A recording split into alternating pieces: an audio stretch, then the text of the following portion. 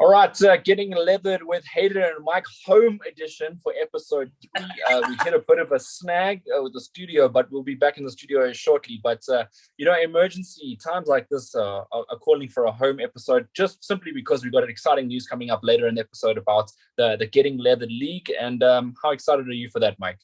Oh, big time. But you know what? I think it's great. Sometimes we got to show a bit of diversity. When we're under the pump, we have to make it happen. So we have to make it happen. So, yeah, sometimes these things are unfortunate, but we got it going, which is great. So, yeah. We got it going. And I just want you to show the audience that T-shirt you got there, really wicked T-shirt that we got going here. Wow, getting leathered with it. Can you believe it? Can you believe that? Sure. So logistically we had an issue getting you yours, but it's neatly, safely nestled away. So yeah, we'll get it. Next week, hopefully next week when we have something else to talk about as well. There's some exciting fights coming up. I want to talk about some of the fights that have just come by because we haven't had a chance. We missed last week. Unfortunately, I think we missed about 2 weeks now. I think it is. So 2 weeks, and the thing is, there's been quite a bit of boxing in that time. So yeah, we've got quite a bit to cover, I think.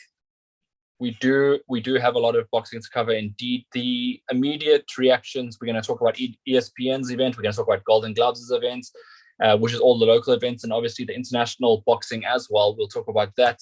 Let's start off with it. So let's go according to timeline. So we'll start with the ESPN event. That passed, we had Hedda Volmerans on the main card of the evening versus Ruth Chizale for the IBF Continental Africa title. Female bout as a main event. That's a huge move for South African boxing, isn't it? Yeah, no, and what an event to have. Great seeing Hedda on the card. And look, I was unfortunately in the knock seat that I missed the live event this time around. But what was great was being able to watch it live, listen to some of that world-class commentary and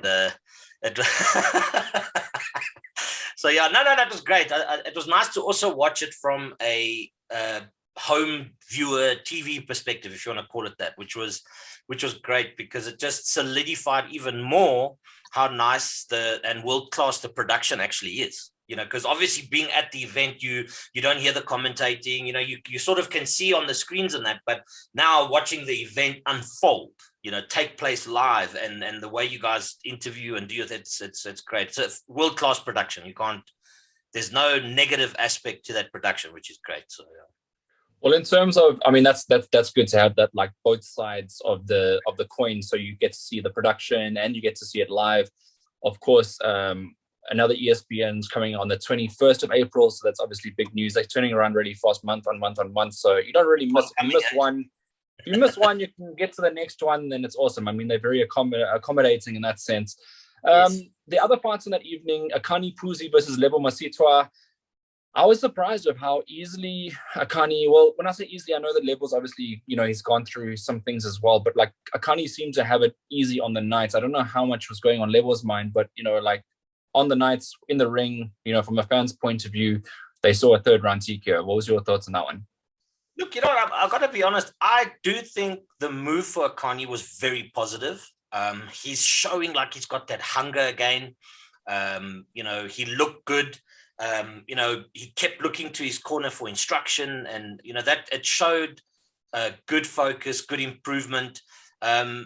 I was a bit surprised by Lebo, I'll be honest with you. I don't think he looked himself. He didn't look himself. It looked like, I think he's obviously been through a lot.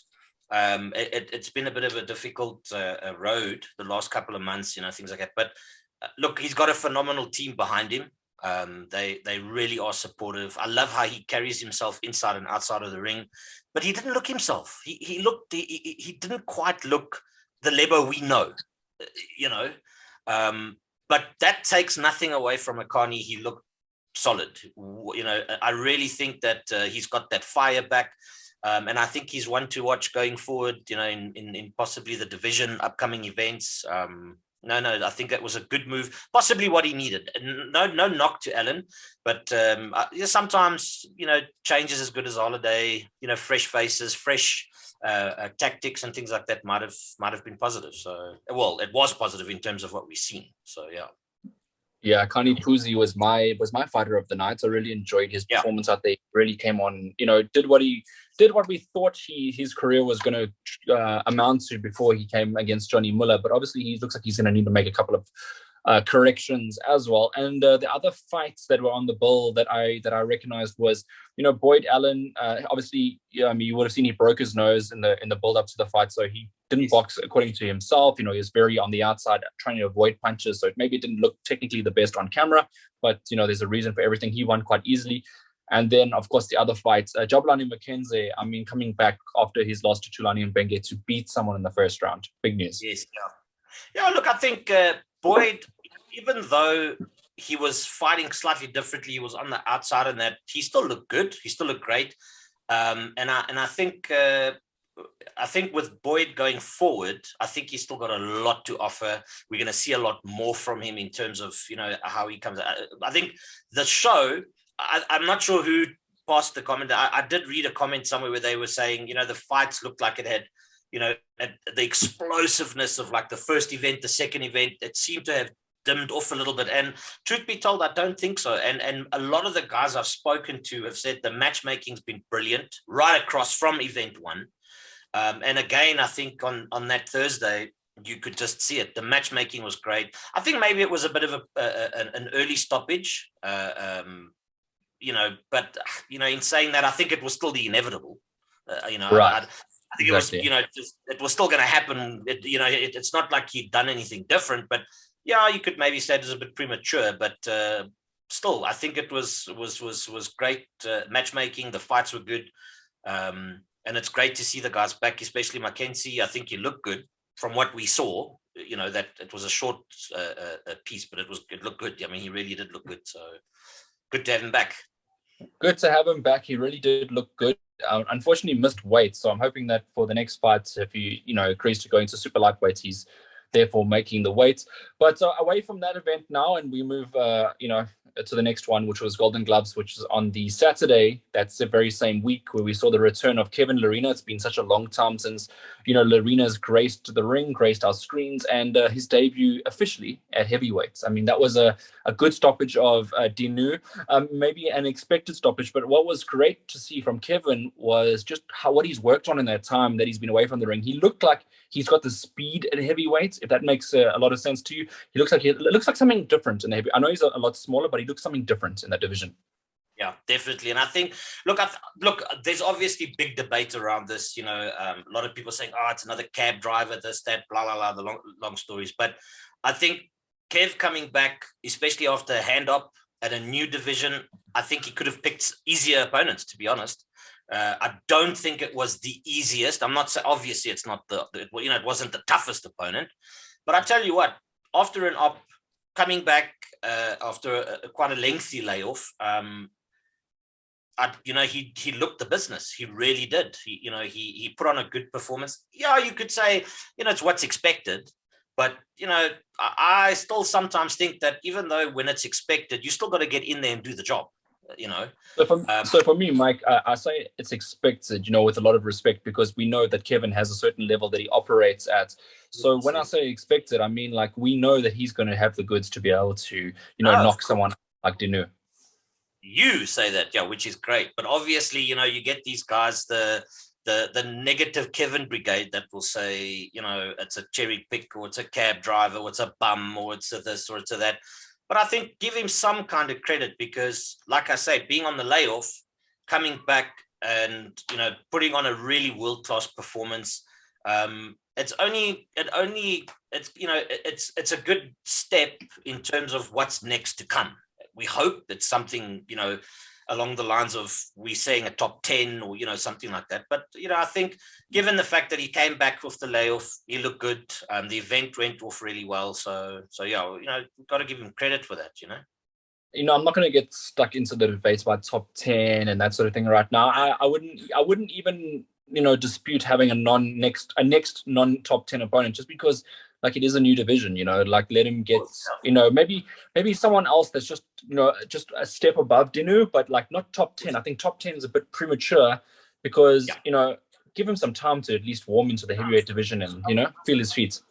But question to you, Hayden, how what is your definition of what makes someone a cherry picker or someone who fights a bum or whatever? You look at Dinu's record, okay, fairly decent record. Okay, he came unstuck against some, fairly good names, with a Pulev or a Jarrell Miller, Dubois. But I mean, like, he's been in with a couple of decent names, but for you though, what do you look at when you're going, this guy's a cherry picker or this guy's a bum, picking bums or whatever? What do you look at when it comes to that topic? Like, I mean, how do you engage that? Well, the issue comes in is when, like, someone starts gaining popularity, when someone starts, getting up there and winning. We all know that winning has a negative connotation as well, because the public all of a sudden starts recognizing you. They want you to fight this guy. And even if you fight this guy, they're saying, why aren't you fighting that guy? Yes. Look at Canelo Alvarez's career. I mean, up until like 40 fights in, I mean, who was he fighting? That's the real question. But it's a different situation because he gained, relevancy around 40 fights. Whereas, like, I think a guy for Kevin, I'm talking about locally, gained relevance like big time around fight 15 or something like that, like he was getting real recognition in and around the time where he fought Kalenga for the belt. That obviously solidified it.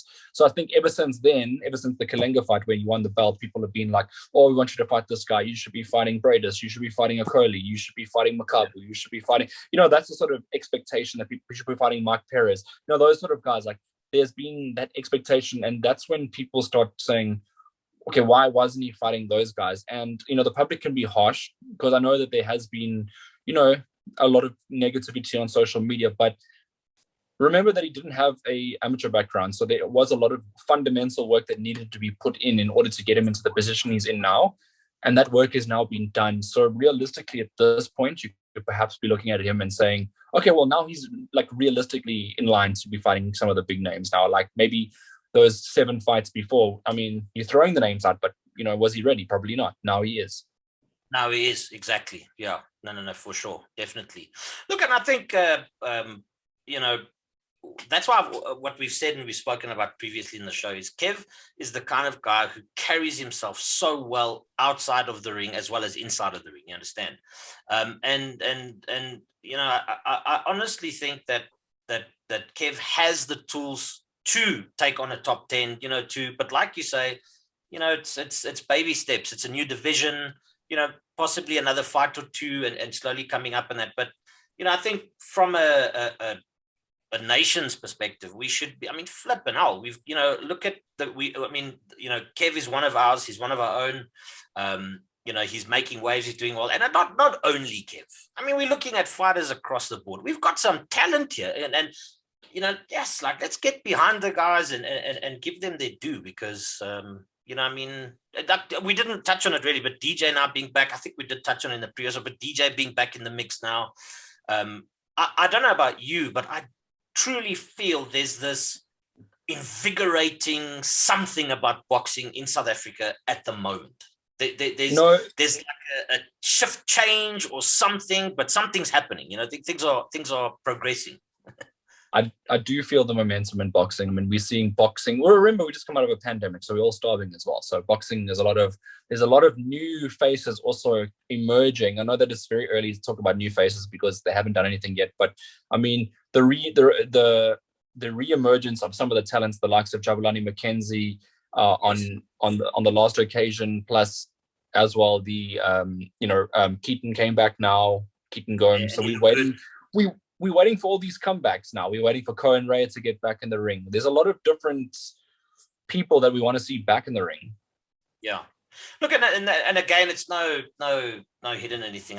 We've spoken about ESPN being so, it just adds to it. Seeing these guys more regularly, seeing the guys back on the bills and things like that.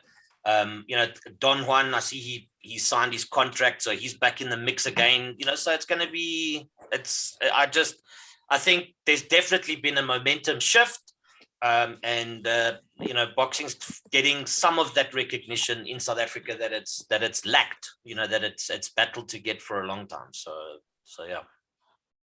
Yeah, I agree with you. I agree with you on that. We just need to get. We have talent. I mean, we've spoken about it many times. I hate harping on about like the same guys, but obviously like Lorato, Glamini, you've got Hickey Butler on the verge. You got Solani Tete, who could win a fight and then end up fighting a world title. You know, those sort of guys. They're in the mix still, and that's still African talent. And there's guys on the wings as well. I mean, we've got Mbengi, he's still in the mix. You know, he's around there. He's on the outskirts at the moment, but he's there. You know, he's a name. And that's why I say we've really got. What's actually great about that is we've got great talent that can bring up some local humdingers, and we've got some talent that's also not far off from the international stage just yet, which is great. It's like a position to be in, to be quite honest. So yeah. Yeah, we're like a sleeping giants in boxing at the moment, because there are going to be a lot of names potentially becoming like big, legitimate, huge world champions. Let's see. Hey, it's all about fulfilling their potential. You can have all the potential in the world, you need to fulfill it. That's it, definitely. And that's why I was saying, it's like, it's one thing saying it's a this guy or it's a that guy, it's a cherry pick. You still got to lace them up, get in that ring and do the business, So yeah, it's going to be exciting times ahead, I think. Yeah. That it is indeed. Well, let's talk about the rest of the card. I mean, I'm just going to go through it quickly. You had Keaton Gomes, who ended up knocking out Sean Potgieter in a demolition job. I mean, Keaton looked good that day. First round stoppage. Really, really good. Yeah. But which fight blew me away was Josh Pretorius against Jean Roux. I expected Jean Roux, just judging on his previous performances, and then obviously Josh's previous performances, I thought Roux would have won the fight. I was wrong. At the end of the day, Josh Pretorius came and took the W, man, and in style as well. I'll tell you what, he absolutely... I love both guys. I honestly, I thought, my heart wanted Josh to win, but my head was saying, Roux's just on another level at the moment, and he was riding that crest of the wave, and he was looking good. But I think, Corey sent me a message I think about a week prior to the fight saying, Mike, you're going to see something. Nobody is expecting what's coming, but we've got a solid game plan. And I tell you what, he executed to the T. Josh looked phenomenal. He looked great. And that look, I think if you're looking at Roux, he looked very frustrated, you could see sometimes when he was throwing his punches, he seemed extremely frustrated. But yeah, Josh just had his number on every, which, yes, what a fight. It was brilliant. Yeah. It was really, really good. He really, really came out all guns blazing, which was great. So, but it set up a nice little showdown that's in the mix that's coming on the 11th of June, I think it is now. Yeah, Chris Thompson versus Chris Thompson comes. He's been calling out on social media a long time for this SA heavyweight title. He's now getting his opportunity. I saw on social media he signed his contract already. So that's sort of done and dusted. That's going to be a good scrap. They fought previously. I think they were both on debut at the time when they fought last time. So correct, crazy, man, how it all ends up. And now you had a debut against someone. Did you know that you're going to be fighting them like 6 years later for the heavyweight title? But that's the great. But that's what I'm saying. Behind this fight, there's that little bit of needle.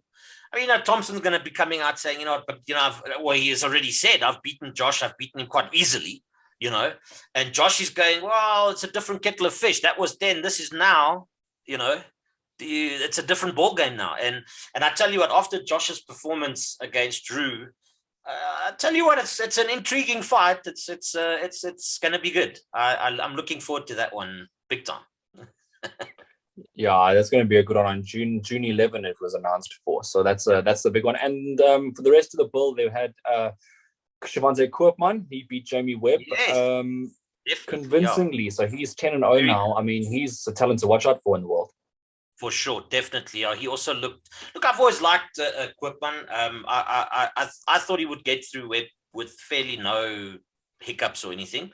I think Webb is also a bit of a tough customer. I mean, he was taking some shots, but yet he kept persisting. He kept coming.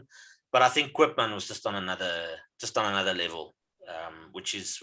I'm excited to see what's coming, what's next for Koopman. But that was good. I enjoyed that. And then one more fight that happened on that bill was a shock when Pikelelani Kumalo ended up getting stopped by Mbia Kanku. But look, Mbia has a lot of fights. You know, he fought Brandon Taser before he was scheduled to fight Rourke when Rourke had about 12 fights. A little bit of Khumalo being thrown in waters that were a little bit too deep too soon in his career. I tell you what, I am.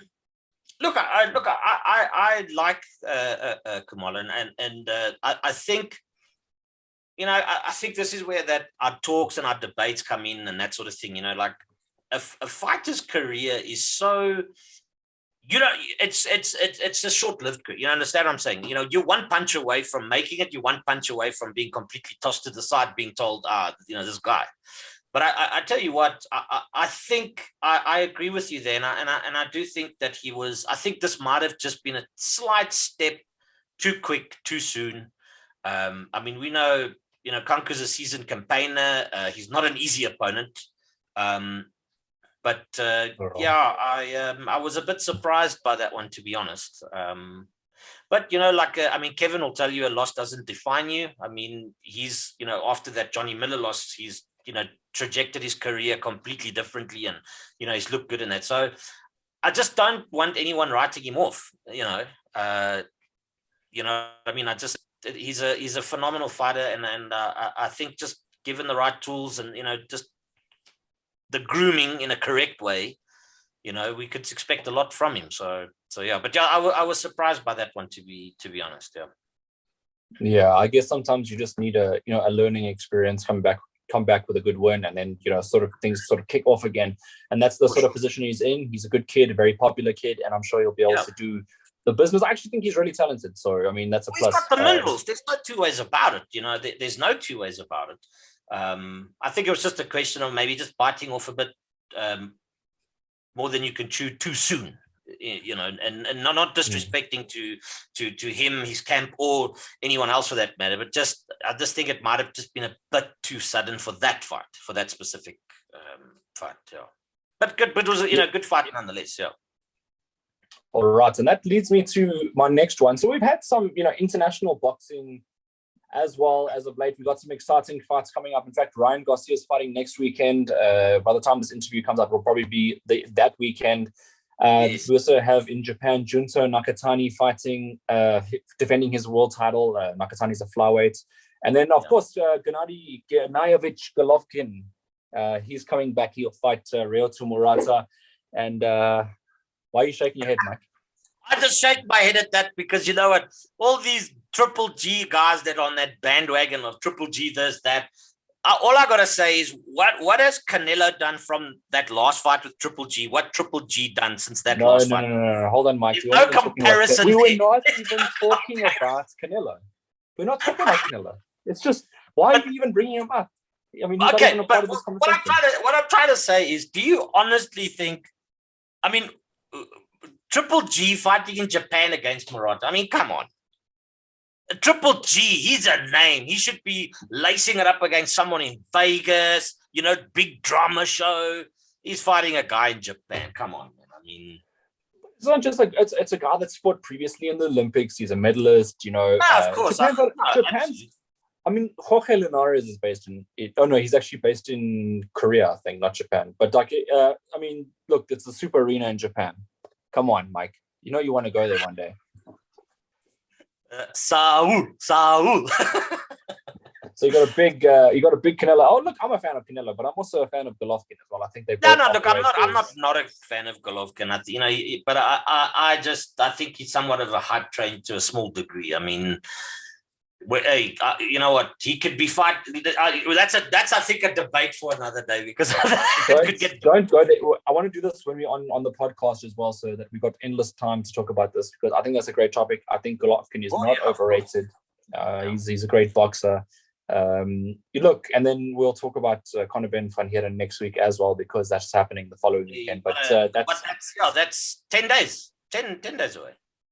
10 days away. What does it know? It's more than that. It's 13 days today away. Conor Ben versus Van Heerden.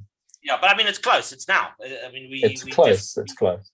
Yeah, by the time of this interview, it's 13 days away before the people get on me and saying, it's sad. This is what the date is today, and it's not uploaded the same day as we did the interview. So yeah, I know people, out there. But okay, And now we talked about a little bit of sprinkling of international boxing. It's time to talk about the real deal stuff. The biggest reason why people should be watching this podcast is the Getting Leathered Boxing League. That's it. Finally, it's arrived. Finally, it's here, and I cannot wait. It's going to be so much fun. I really cannot wait. So yeah. So I think, do you want to give the breakdown, how, the where, the what, and who, and all of that? Yeah. So the Getting Leathered League basically comprises of one season. It goes 3 months long. So basically, it opens up on Monday. You need to do your registration on Monday. And registration, all that means is you send a message saying, "Hi, I want to join the league." It's as simple as that. That is on the Facebook page Messenger, not on the post, on the Messenger. So you got to get into that right there. And from there, you will need to. We'll have. Well, what would we say, Mike? Some fights up by Monday. Yeah, no, definitely. Yeah, well, I think we should have the first list Monday, so that Wednesday the picks are in.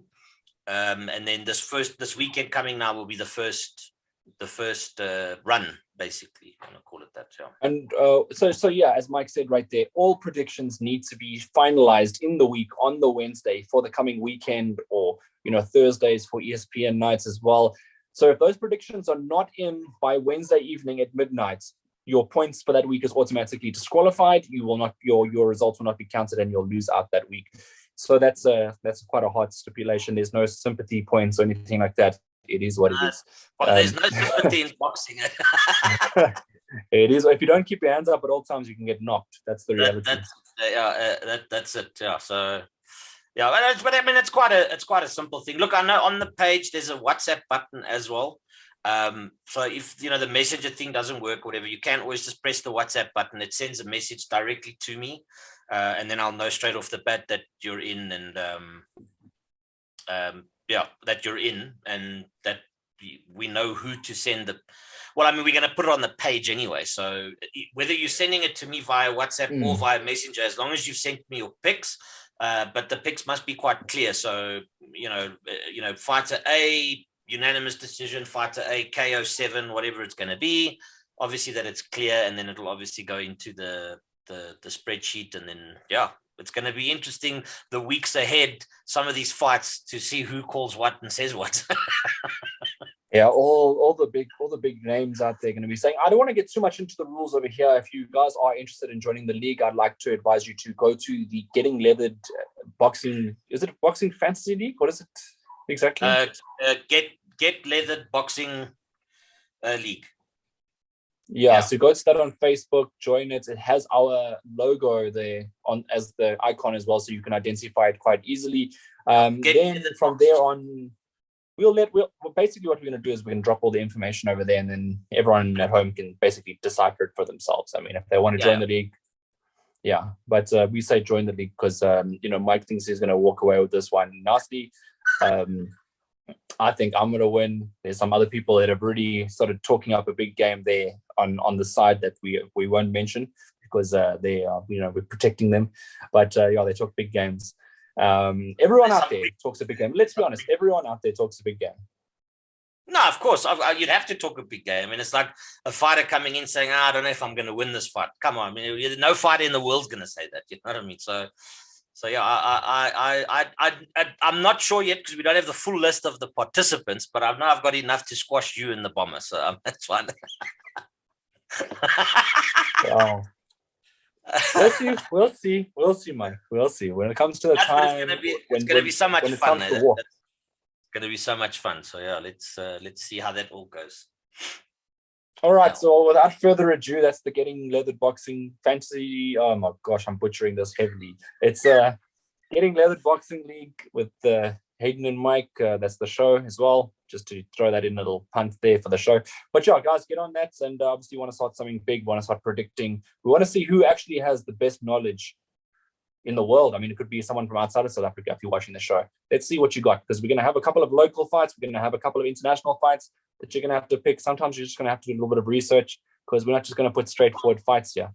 Just to touch quickly on that, the nice part of this whole thing and why we said to send the predictions anonymously, there there's another prediction league on Facebook where you can basically people go in and they put their picks in the comment section, but everybody can obviously see who's picking what and how and whatever. This way, it makes you that you actually have to physically look at the pick. You can't go, well, Hayden, let's see okay, I'm going to do what Hayden's doing, or I'm going to do what this one's doing. There's complete anonymous, however you call it. And there's some big names. I mean, we're talking Paul Kamanga's in this mix. You know what I'm saying? We're talking Cowan Ray's in this mix. There's a couple. I know it's going to be so cool to see. Let's see now some of these keyboard warriors and these couch potatoes. Let's see the calls they're going to make. It's going to be interesting to see how they participate here. You know what I'm saying? Lovely. Yeah, I'm looking forward to that, because everyone, as I said, everyone is an expert on boxing. So let's see who are the experts on boxing. Hey, can't wait. It's going to be good fun. All right, Mike. Well, I think that will wrap it up for this week. We're going to keep it very brief and short because we have the home edition today. I got distracted a couple of times with notifications on my phone throwing me off, but I have to get used to that. Usually when we're in the studio, we have no distractions. Our phones are to one side. So yeah, that's all good. Yeah. No, look, I think it was just important. Good that we could get the episode out. And on the basically the eve, if you want to call it that, of the prediction league coming out and that. So yeah, no, it would be great. Yeah, I think next week we're back to normal again. So yeah, it'll be good fun. All right, and for everyone at home, thank you again for tuning in to Getting Leathered with Hayden and Mike. We'll see you again in the not too distant future. Keep those views going, keep those subscribes going, and don't forget to leave the love. That's it. Take care. Be safe.